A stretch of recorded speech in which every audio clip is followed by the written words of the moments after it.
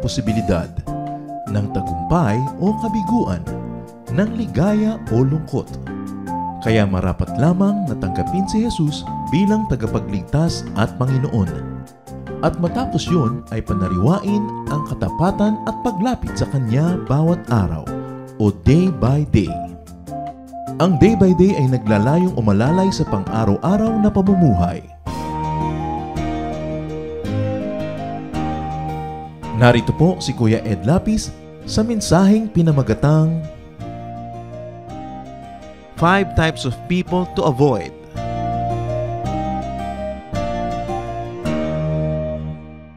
Kung ang mga maiingat na tao ay umiiwas sa sakuna, umiiwas sa panganib, umiiwas sa sagasaan ng masamang panahon, umiiwas sa baha, meron ding mga uri ng tao na dapat iwasan kung nais nating maging maingat sa buhay. As much as we avoid danger, there are also some types of people to avoid. And may the Lord bless us as we ponder 5 types of people to avoid in order to lead godly, peaceful, and fruitful lives. Dear God, we thank you for today. We thank you for health. We thank you for life. Patawarin niyo kami, Panginoon, sa aming mga iniisip na hindi mabuti, mga nagagawang masama. At nawa kami po'y linisin ninyo, paging dapating tumanggap na inyong pagtuturo, pagtutuwid, pagpapagaling, at pagpapaliwanag. We ask you, Father, to be our speaker. Lead us unto greater knowledge of you, so we could become better human beings, better children of you, mighty God, and better brothers and sisters to each other. Be our speaker. Preach from your throne of power and majesty, and let your light shine upon us. In the name of Jesus, your Son, our Lord, our Savior, we pray with thanksgiving. 5 types of people to avoid. Actually, marami. Pero ngayon, sapat ng 5 ang pagtuunan natin ng pansin. At sa ating pag-aaral ito, mga kapatid, hindi lang natin i-assign yung type na ito sa iba, suriin natin ating mga sarili, baka tayo ay kabilang dito. Avoid haters. Dapat tayong umiwas sa mga taong walang alam kundi magalit, namuhi, mapuot sa kapwa. Ang laging laman ng kanilang salita ay pamimintas, paninirang puri, pagmamagaling sa sarili, at panglilibak sa kapwa. God loves. And because of that, we should avoid haters. Haters are the opposite of God. Jesus' main teaching is love. Huwag natin kakalimutan at huwag tayong malilito kung ano talaga ang pangunahing katuruan ng Panginoon, ito ay pag-ibig. Sa katunayan, nung tinanong siya kung anong pinakamahalagang kautusan, sabi niya, love God and love others. Wala nang hihigit pa sa mga kautusan na ito. Meanwhile, haters negate God's will. Kinokontra ng mga salita, kilos at katuruan ng mga haters ang mga katuruan ng Panginoon. So avoid haters. John 10:10, a thief, or maybe we can use substitution and substitute the word hater. A hater comes only to rob, kill, and destroy. I came so that everyone would have life and have it in its fullest, Jesus says. Ang mga taong mahilig mamuhi ay hindi kontentong namumuhi sila. Gusto nilang ihawa ang lahat ng pwede nilang ihawa, idamay ang mga pwedeng idamay. Ang mga galit nila sa mundo, sama ng loob, sa mga naipong mga suliranin at kabiguan ng kanilang buhay, ay nais silang iganti, ibunton kahit kanino na lang. At kung maaari na tayo ma-impluwensya nila na laging magalit din, mamuhi, gagawin nila yon. Pero oras na nakinig tayo sa mga haters at nagpadala sa kanila, mananakawan tayo ng buhay, ng kaligayahan, kapayapaan, at magiging tulad nila tayo. 1 Peter 5:8, be on your guard and stay awake. Your enemy, the devil, which you may also use the word hater, is like a roaring lion, sneaking around to find someone to attack, to influence, to infect. Walang ginagawa ang ating spiritual enemy kundi maghanap ng pagkakataon na tayo ay kanyang sirain o kaya ay mas mainam kung tayo ay pwede niya maging kasangkapan para manira ng kapwa. Kaya ang sabi ng James 4:7, resist the devil. And in our application today, resist the hater and he will run from you. Napaka-importante na ating ingatan ang ating sarili na hindi ma-influensya ng ganitong uri ng pag-iisip. Saan natin nakikita, naririnig ang mga haters? Sa social media, maraming haters. Puro mga lason ang lumalabas sa kanilang isipan. At pagka ipinrint nila sa kanilang wall, sa kanilang site, at kinlik ang send o ang post, napakarami na agad na pwedeng malason kung palalason. Napakarami mga haters sa media, sa ating mga traditional media, radyo, telebisyon, maging sa mga dyaryo. Wala nang mabuting mapuri sa kapwa, puro kasiraan, puro paninira ang ginagawa. At katakataka, pati may mga pulpito na pulpits of hatred. Na walang lumalabas sa mga katuruan, kundi punong-puno ng mga galit sa kapwa, galit sa mga kapwa mananampalataya, na iba ang sekta o iba ang kongregasyon, galit sa mga ibang relihiyon, galit sa lahat na lang. Yung napakahalagang oras na dapat sana ay nagagamit para ang mga tao ay mapayaman ang isip, maiangat ang espiritualidad, mapalaya mula sa mga negative things, ay lalong nagagamit para ang mga tao ay maimpluwensyahan na maging magagalitin din, palamuhi, mapagmataas sa sarili, at mapanghamak sa kapwa. In the name of God, the ironies of ironies. Kailangan nakikilala po natin mga kapatid ang haters. Kung minsan tiya mo yon, minsan kaibigan, minsan nanay, kung minsan tayo. Tuwing meron siyang sasabihin, ang influensya sa iyo ay magalit ka rin sa kagalit niya, mainis ka sa taong ni hindi mo kilala, husgahan mo ang taong ni hindi mo personally nadidinig o nakikita dahil sa influensya ng haters. Huwag tayong pai-influensya kahit mahal natin sila sa buhay. Kahit mataas ang kanilang pinag-aralan o kahit pa nga meron silang katungkulan o kapangyarihan. Ang bawat tao ay binigyan ng Diyos ng sariling isip, sariling bait para salain natin ang ating naririnig at maproseso natin sa ating isipan at mabigyan natin ng pinakamakadyos, pinakamaayos, pinakamabuting response ang ganitong mga uri ng messages of hatred. Who else must we avoid? Avoid gossipers. Mga paladala ng chismis. Sari-sari mga alimuom na nakukuha sa lupa ang gusto nilang ilipat sa ating isipan. Proverbs 16:28, gossip is no good. It causes hard feelings and comes between friends. Ano nga ba namang buti ang idudulot ng chismis? Pinaghihiwalay ang magkakaibigan. Pag nalaman mo kung ano sinasabi ni ganitong tao laban sa'yo, lumalayo na yung loob mo, nagkakagalit na kayo. At kung ikaw man ay papatol at magsasabi ng masasama tungkol sa kanya, mga chismis tungkol sa kanya, magagalit din siya sa iyo, walang mabuting idudulot. Kung minsan napakatagal na investment ng pagkakaibigan, pagtutulungan, pagmamahalan, sinisira ng mga makakating dila. Sinisira ng mga chismis. Proverbs 20:19, stay away from gossips. They tell everything. Lumayo daw sa mga taong hindi na namimili ng sinasabi, lahat na lang sinasabi. Kahit pa nga dumadating sa iyo para magsumbong ng sinasabi ng iba laban sa iyo, masama pa din ang influence sa iyo, kapatid.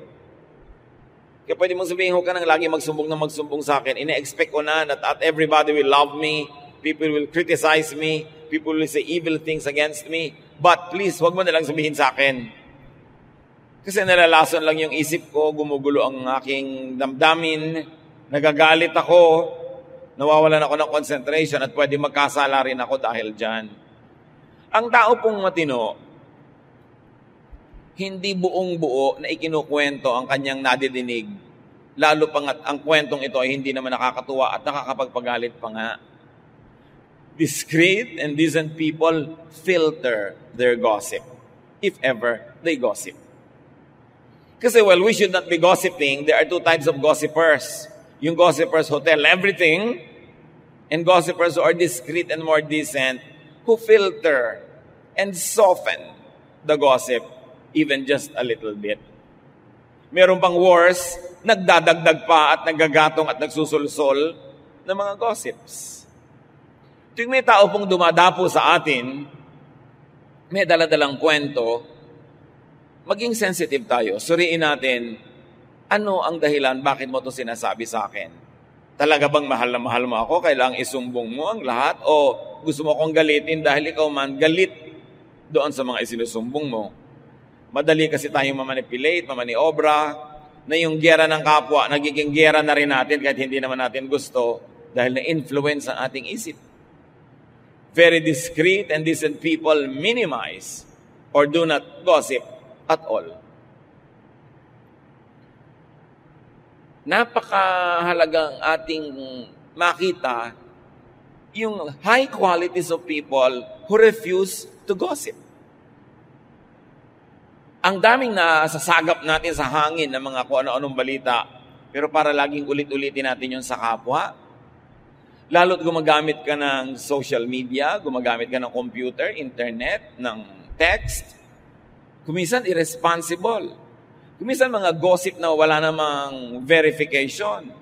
Yung mga, lilindol daw ng intensity 12 sa Metro Manila bukas, ikakalat mo agad. Nag-research ka na ba? Totoo ba? Sinong may sabi? Nagsasabog ka agad ng takot at panakot sa tao? Hindi mo naman na-verify. Huwag kayong forward ng mga bagay na nakakatakot na hindi nyo naman verified.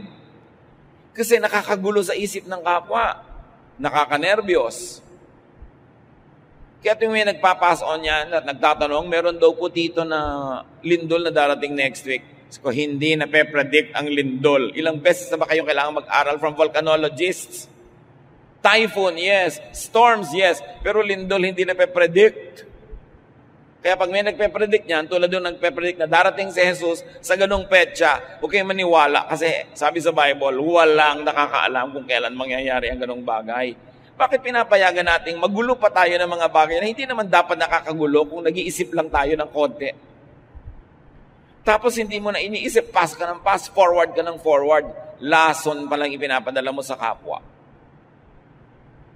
Psalm 101 verse 5, anyone who spreads gossip will be silenced, and no one who is conceited will be my friend, God says. In His majestic ways, God will silence gossipers. Hindi natin laging alam kung paano patatahimikin ng Diyos at ititikom niya ang bibig ng mga mahilig magchismis. Pero meron tayong sariling alam na paraan para paano mapapatahimik ang gossipers by avoiding them. By refusing to listen to them, and even more, by refusing to repeat to others what they tell us.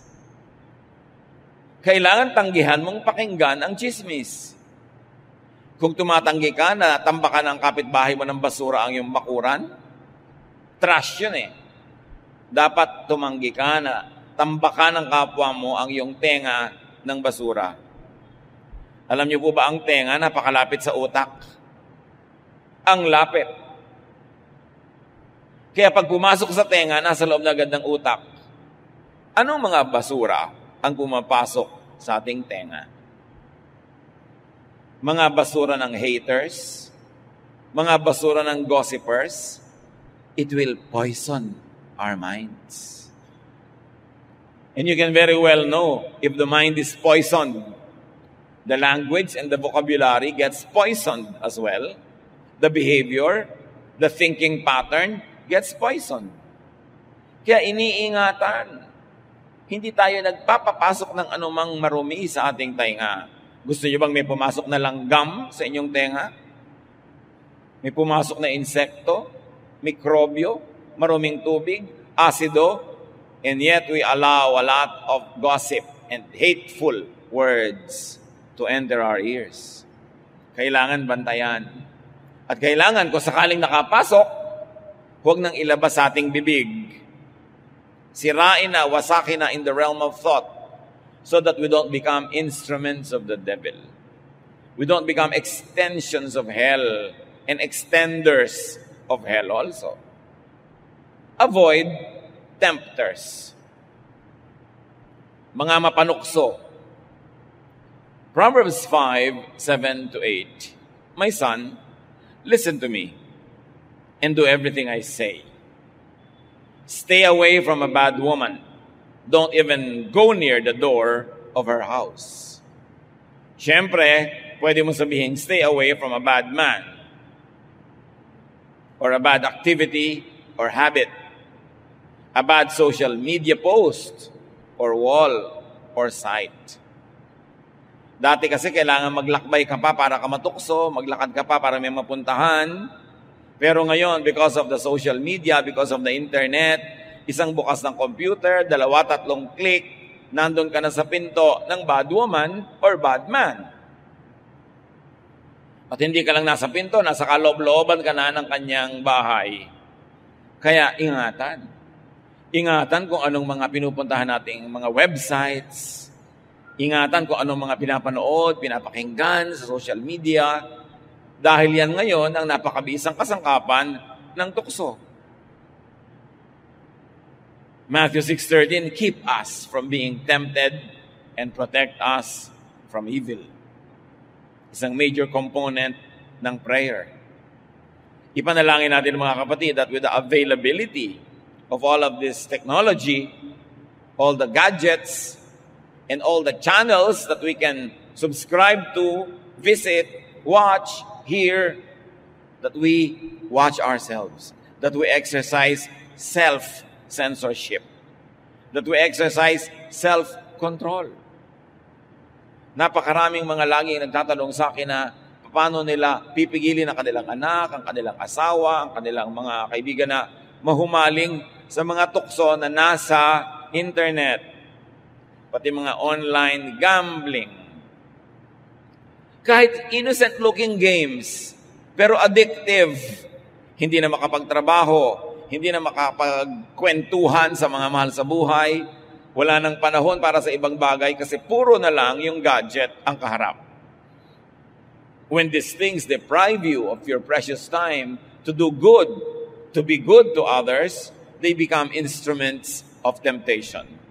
May deception involved. Dapat maging mapanuri. And then avoid neggers. Ano ba yan? Negative talkers. Yung pessimists na tinatawag, napakadilim ng paningin sa mundo, lahat pangit ang interpretasyon. Yung mga discouragers, ayaw kang patuloyin na hanapin ang iyong mga pangarap. Ayaw kang bigyan ng lakas ng loob na to achieve, to try things. Iwasan yung mga fault finders. Sa ginagawa naman ng kapwa, laging may maganda at may mali. Pero pag lagi yung mali, pangit ang tiningnan mo, papangit ang pananaw mo sa sangkatauhan. Avoid complainers. Tuwing kaharap mo, reklamo. Lagi na lang may complaint. Lagi na lang may discontentment. And then avoid catalysts of discontentment. Yung masaya ka na, sisirain pa niya yung saya mo para ka maging unhappy. Sisirain niya yung moment mo. Nagkaroon ka bigla ng boyfriend, sisirain agad ang loob mo, naku, magkakahiwalay din kayo niyan. Yung mga lagi ng discontentment, bakit ganyan ang napili mong boyfriend? May ganito, may ganon, pintas agad. Mga discontented people who are never happy to see others become contented. Avoid agents of hopelessness and gloom because they darken your vision. They darken your outlook. They darken your life. Mahirap na lagi tayong may ganyang kausap. Hindi mo napapansin, negative ka na rin. Wala nang mabuti sa sangkatauhan. Lagi na lang masama. Wala ka nang pwedeng magandang asahan. Puro na lamang nakakatakot at malungkot. Ang sabi sa 1 Thessalonians 5:11, you must encourage and help each other. Susuriin ninyo kung ang inyong laging kausap ay nakaka-encourage or nakaka-discourage. Siyempre, ang matalino at concerned friend, kung minsan, i-discourage ka based on facts, based on experience, and based on a generally wise disposition. Pero may mga tao rin na ang buhay nila tad-tad ng kabiguan, tad-tad ng lungkot, tad-tad ng frustration. Ganun na ang buong pananaw nila sa buhay, yun ang iwasan yung maka-influensya sa inyo. So kung ang mga tao ay nagbibigay sa inyo ng discouragement at encouragement, tingnan nyo ang percentage. If most of what you get from people is discouragement, these are the types of people you should avoid. Iwasan nyo rin naman yung 100% tulak ng tulak sa inyo at sulsol ng sulsol na encourage kayo, gawin kahit anong gusto nyo. Kasi hindi rin nag-iisip yun. So dapat mga 85% nang i-encourage. In mga 15, 20, dinidiscourage ka, na may point naman, then pwedeng pagtiwalaan ng payo ng ganung mga tao. Matthew 17:20. Sabi ng Panginoong Jesus, if you have faith as small as a mustard seed, you can say to this mountain, move from here to there, and it will move. Nothing will be impossible for you. Kaprasong faith can achieve much. Huwag kayong papayag na inyong faith, inyong pag-asa, yung inyong energy, tanggalin ng mga negative thinkers. Huwag kayong pumayag na inyong pananalig, tanggalin ng mga walang pananalig. Na ang inyong pananampalataya ay pahinain ng mga ayaw manampalataya. Kasi ang pananampalataya, kayamanan. Yan ang pinakamahalaga nating kayamanan. Because only faith can move mountains. Not even all the money in the world can move mountains. Not even all armies in the world can move mountains. But faith, even just the size of a mustard seed, according to Jesus, can accomplish much. So seek people who encourage faith. Makibarkada kayo, makipag-usap, makigrupo sa mga taong nagpapalakas sa inyong pananampalataya, hindi doon sa nagpapahina. Makinig kayo doon sa nagpapainit ng inyong paglapit sa Diyos kaysa doon sa mga nagpapalamig. Makinig tayo doon sa nagbibigay sa atin ng pag-asa, hindi ng takot. Dahil ang taong natatakot, lalong natutupad yung kinakatakutan niya. Seek people who encourage faith because they empower you. Seek people who empower, not those who weaken you, not those who weaken your resolve, not those who blind you with their bitterness, not those who will discourage you from loving, from believing, from hoping. These are the people who will set you back. They are not happy being set back themselves, magdadamay at magdadamay sila. Avoid people who negate faith, who weaken you. Yung gustong sirain yung pananalig mo, wala naman siyang ipapalit na superior. Gustong sirain ang pag-asa mo, wala naman siyang ibinibigay sa ibang pag-asa. Yung gustong pigilin ka sa ginagawa mo, wala naman silang ibinibigay na alternative na pwedeng gawin na mas mabuti. Na pag nakinig ka sa kanila, you will just stop in your tracks and drop dead. Wala namang ibang ipinapalit. Makinig sa mga taong may bagong ideya. Kung yung ideya, sound, maganda, nakakapagpalaya, nakakapagpayaman ng isip, nakakapagpabait, maganda yon. Pero yung pinipigil ka sa pananalig mo, pinipigil ka sa inaasahan mo, wala namang ipinapalit na maganda, anong ipapalit niya? Vacuum, emptiness, bitterness. Be careful. And avoid naggers. Yung mga yakit-yakit na walang tigil ang bunganga, daldal ng daldal. Hindi naman lahat ng nagger, ibig sabihin lang pinapagalitan ka o sinisita ka. May mga nagger na walang tigil lang kadadaldal. Parang makina, mga bibig. Nakakapagod kasama. Meron ba kayong kilalang ganon? Nakakatakot makasabay mag-lunch dahil talagang pagod na pagod ka, daig mo pa ang nagbuhat ng krus sa Kalbaryo dahil wala kang ginawa kundi makinig sa kanyang non-stop talking, walang comma, walang period, hindi ka makasingit. May kilala kayong ganon? Avoid.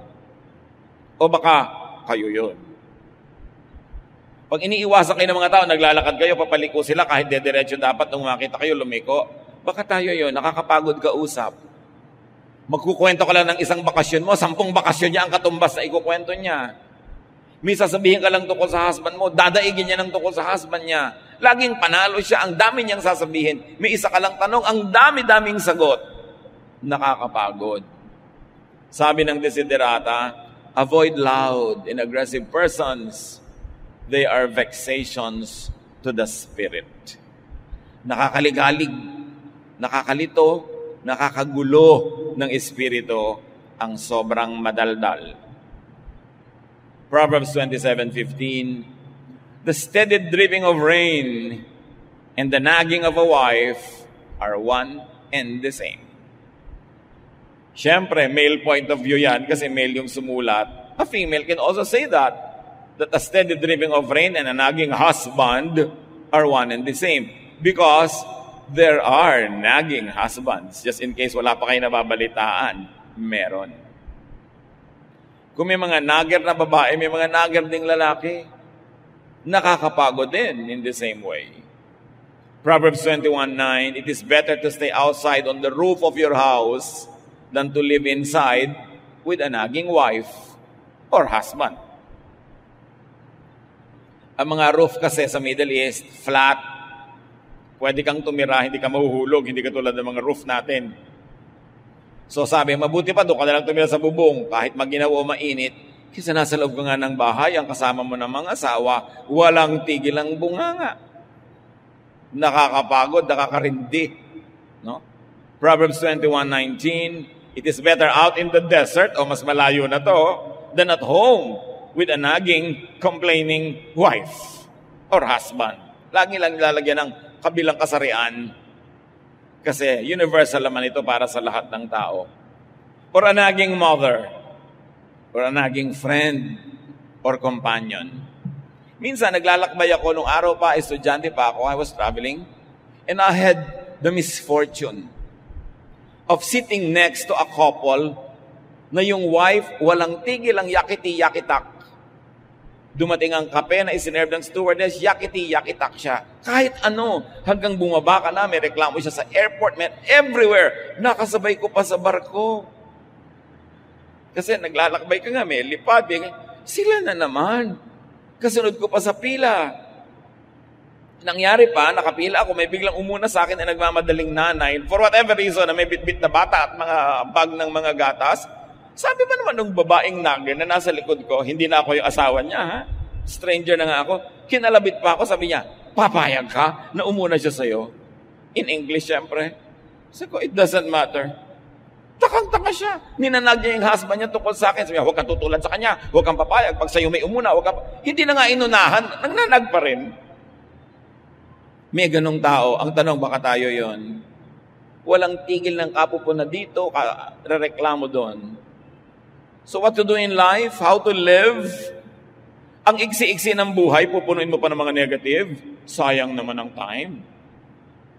Psalm 90:12, teach us to use wisely all the time we have. Panginoon, bigyan niyo po kami ng karunungan na maging matalino kami kung paano gagamitin ang napakamangahalagang sandali na ipinahihiram niyo sa amin. Pag nagsayang ka ng 1 oras, kalahating oras, 10 minuto, 1 minuto, sa nonsense talking, sa lack of faith, sa paninirang puri, sa pangmumuhi, sayang kasi hindi na mababalik yung oras na yon. Minimize pain is what we should do in life. Avoid negative people. Be positive. Seek and enjoy positive people. Therefore, you maximize pleasure and happiness. And you do the most good. Paulit-ulit ako sa tatlong ito Ano ang gagawin sa buhay ng tao na ipinapahiram ng Diyos? Maraming pwedeng discussion, maraming pwedeng detail, pero kung tutuusin, 3 lang. Hanggat maaari, pakontiin at paiksiin mo ang paghihirap at pagdurusa. Minimize pain, whatever it takes. Pain ng body, pain ng spirit, pain ng soul, minimize it. Huwag quarrel ng quarrel. Pampagulo kasi yung quarrel. Pamparaki ng hirap sa buhay. Kailangan maghanap buhay ka para hindi ka mahirap, may makain ka. Therefore, you minimize hunger. Minimize pain. That's why, pinipili mong mabuti kung sinong papakasalan. You minimize pain. Hindi naman totally mawawala yun, meron. But you minimize by choosing wisely. And you maximize pleasure and happiness. Kaya yung mga iba, nagkakapilang pleasure. Yung iba, nilalagyan pa ng sugar, more pleasure. Yung iba, meron pang cream, more pleasure pa. Because you have to maximize pleasure, whatever it means to you, so long as you don't do evil to maximize your pleasure.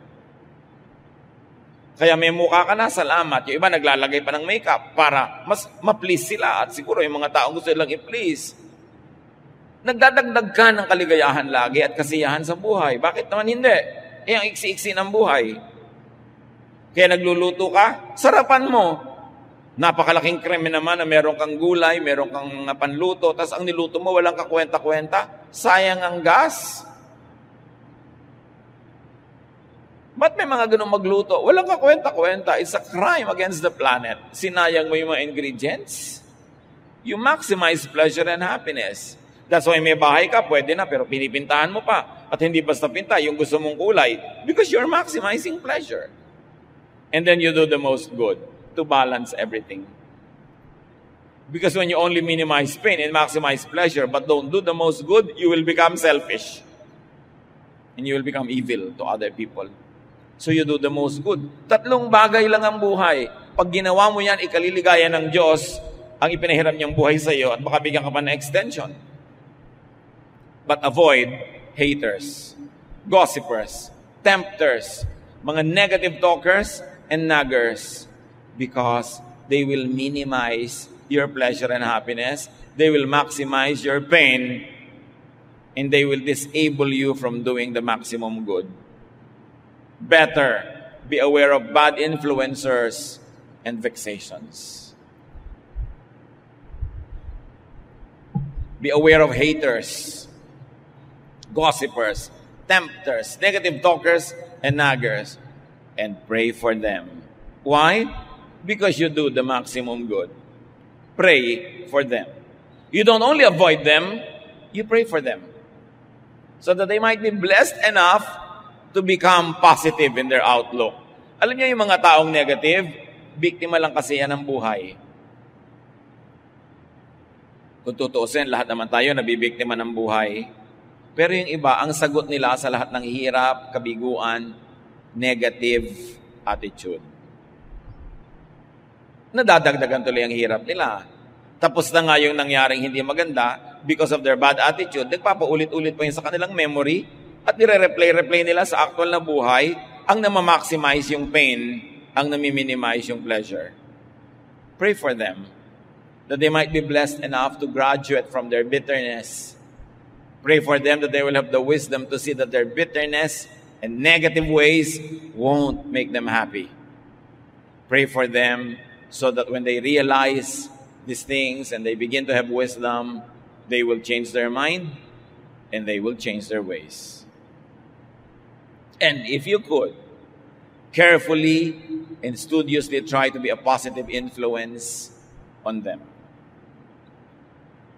Pag may mga nagger, may mga negative talkers, pag may mga bitter people, discouragers, tuwing mga panahon na hindi nyo maiiwasang sila ay makasalamuha, makasama, makausap, tiyakin nyo mga kapatid na kayo ang nakaka-influensya sa kanya ng positive at hindi kayo ang nai-influensya ng negative.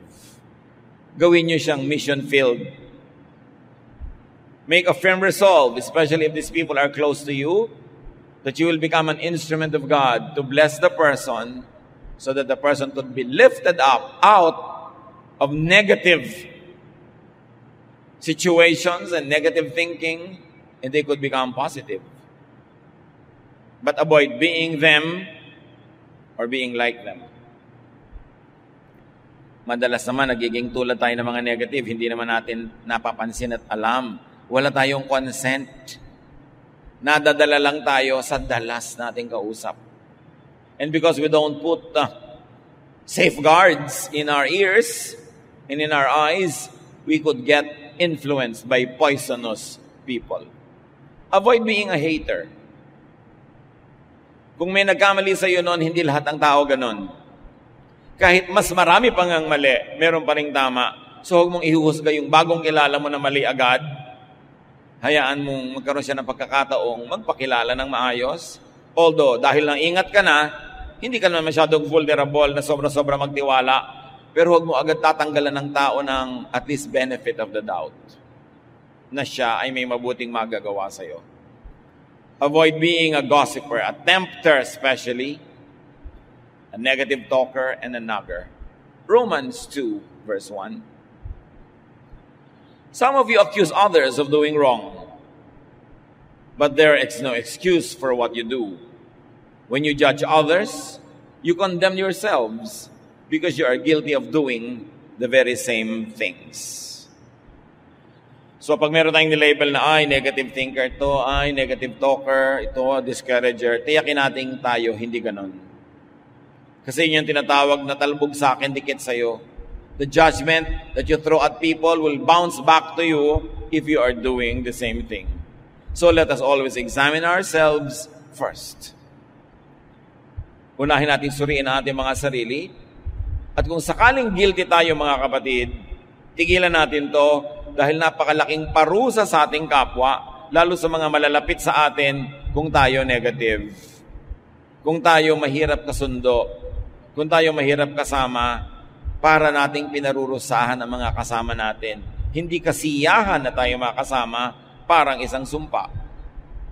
If guilty, let us avoid inflicting others with our disease. Let us get treatment from the Lord. Meanwhile, remain in isolation while we are contagious.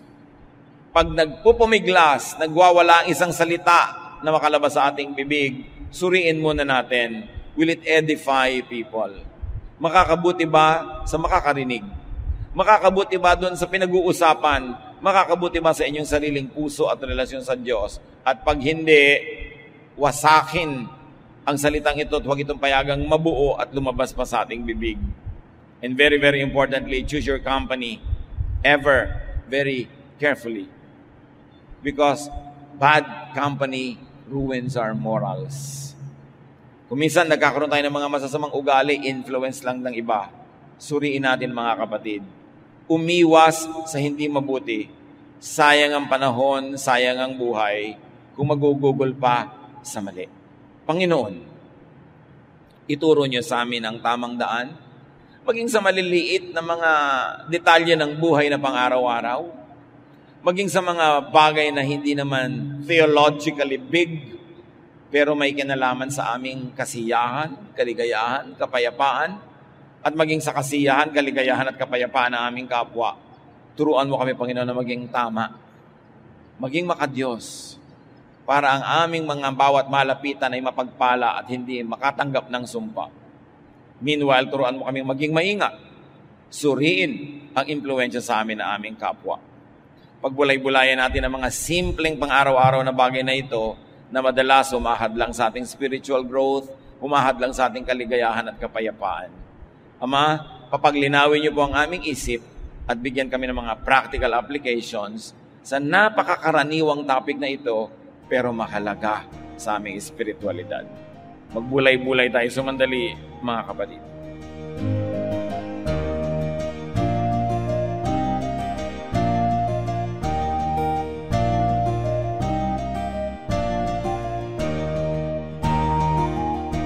Ang katatapos pong mensahe ni Kuya Ed Lapiz ay pinamagatang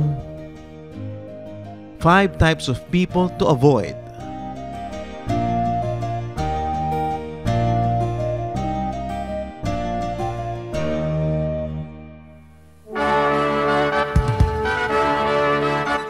Halina't sama-samang sumamba at magdiwang sa Day by Day Jesus Celebration kasama si Kuya Ed Lapiz.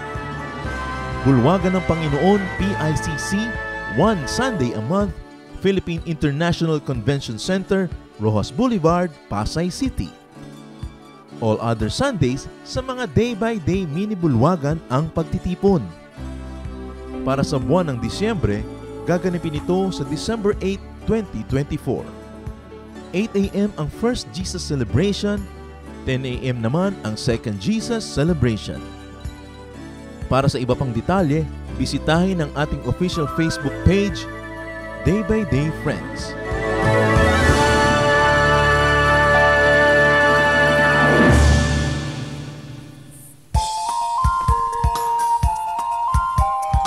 Mapagpalang araw sa lahat. Ako po si Pastor Melan Dilo-Dilo. Inaanyayahan po namin kayo na dumalo at makisaya sa Jesus Celebration sa ating day-by-day PTTC or Philippine Trade and Training Center. Tuwing 3 beses sa isang buwan sa address na ito, 2330 Rojas Boulevard, Corner Senator Hill Puyat, Pasay City. Katabi namin ang World Trade. Para po sa detalye ng schedules at location, narito po ang ating contact details. 0917-847-8405 o sa ating Facebook, Day by Day Jesus Ministries PTTC. Halina, ipagdiwang ang Panginoong Hesus!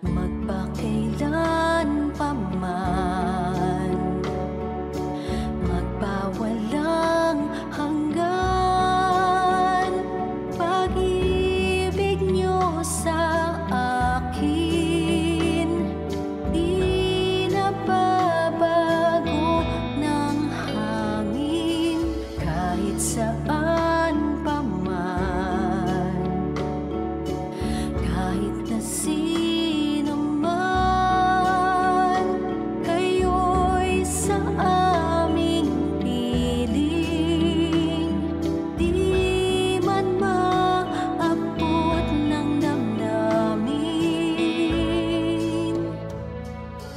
Ang pag-ibig niyo'y wagas,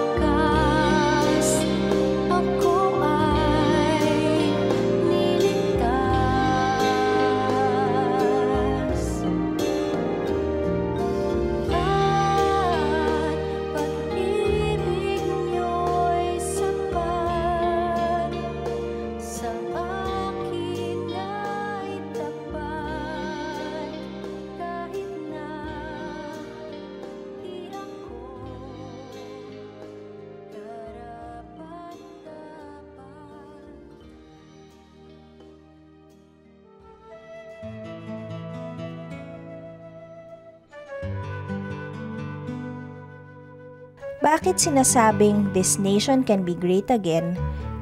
Kailan nga ba naging great ang Pilipinas? Napakarami sigurong matatawag na greatness ng lahing Pilipino, pero kung sa technology, sa trading, sa material culture, matatawag siguro natin yung from the 11th to the 13th centuries na golden age ng Philippine civilization. Kasi pagka hinukay natin ang mga libingan ng ating mga ninuno, yung mga diggings nga na na-date dyan sa panahon na yan, napakalaki ng ebidensya ng sophistication and improvement and development of our civilization. Metal craft, halimbawa, yung mga paghahabi, pottery, bagamat maraming imported from China and the other countries, it only means that we are vigorously trading with these people. So isa yan na matatawag na golden age. Yung pagsisimula at paglago ng Ifugao Rice Terraces is a golden age, no, in terms of community work or public work, if you might call it. Yung ating pagtayo laban sa Espanya, sa ating himagsikang Filipino noong 1896, at ang pagwawagi at ang deklarasyon ng independensya noong June 12, 1898, ang pagsulat ng konstitusyon sa Malolos, na kauna-unahang konstitusyon ng isang republika sa buong Asya. These are high water marks of a civilization. Sa inyo po, Panginoon, lapat itong aking loob na sumilong at pasakop, makisuno at sumukob. Sa tuwing kayo'y lalapitan ay lagi nang gumagabay, taus-pusong lumilingap sa bawat pusong sugatan. Kabutihan niyong matapat, bukas palad kung magbigay, kahit ang tulad kong abay, walang patagong anuman.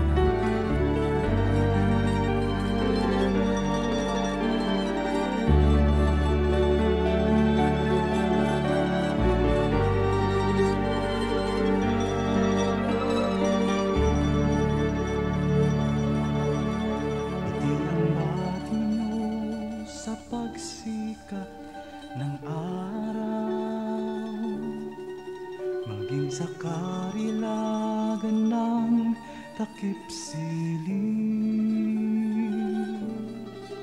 at sa kandili nyo ako'y hindi maliligaw.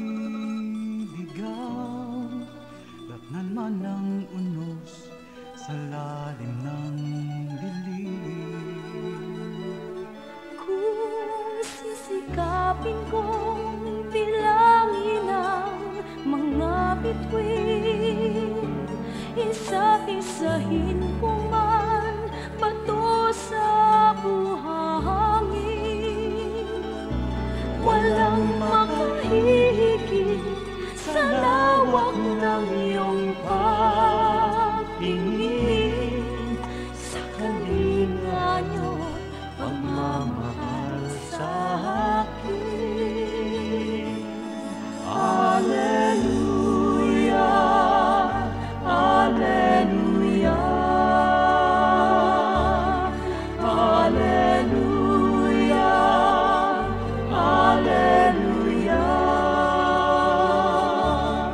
Alleluia, Alleluia, Alleluia, Alleluia.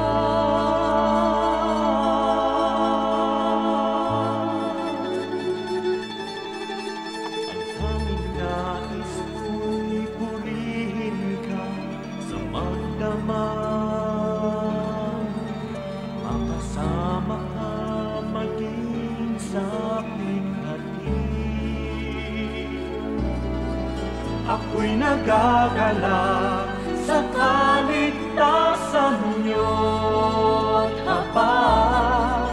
Pagkat paglapit ko, ngiti ang iyong bati. Alleluia, Alleluia,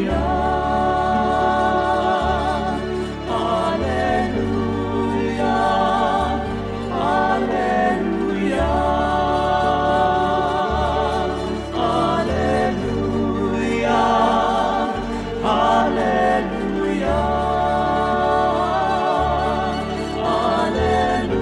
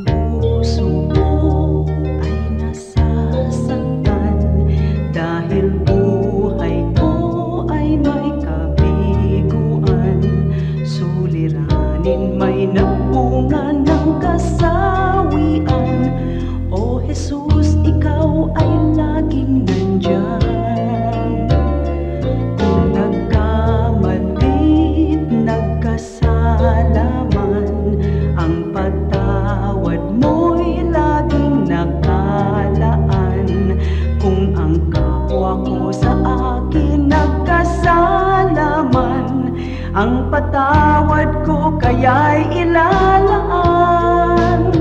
Ang kabaitan mo ay dapat mong tularan sa buhay ko. Ang kabaitan ko, biyaya ng Espiritu, kabaitan ko.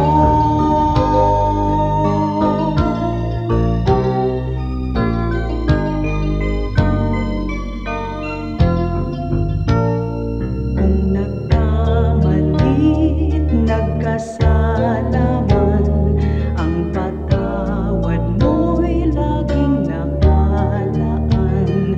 Kung ang kapwa ko sa akin nagkasala man, ang patawad ko kaya'y ilalaan. Ang kabaitan mo ay dapat mong tularan sa buhay ko. Ang kabaitan ko,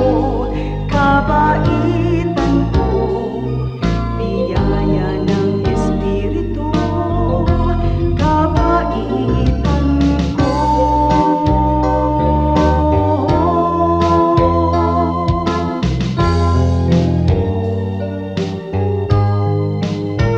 Ang kabaitan mo ay dapat kong tularan sa buhay ko. Ang kabaitan ko, biyaya ng Espiritu, kabaitan ko.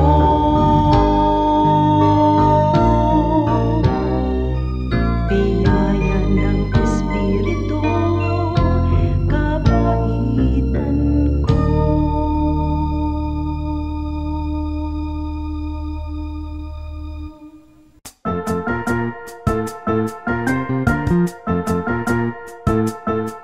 Oras na po para pansamantalang magpaalam ang programang Day by Day. Tayo po'y magsama-sama tuwing ika-6 hanggang ika-7 ng umaga, araw-araw. Magandang umaga po at mabuhay ang Panginoong Hesus!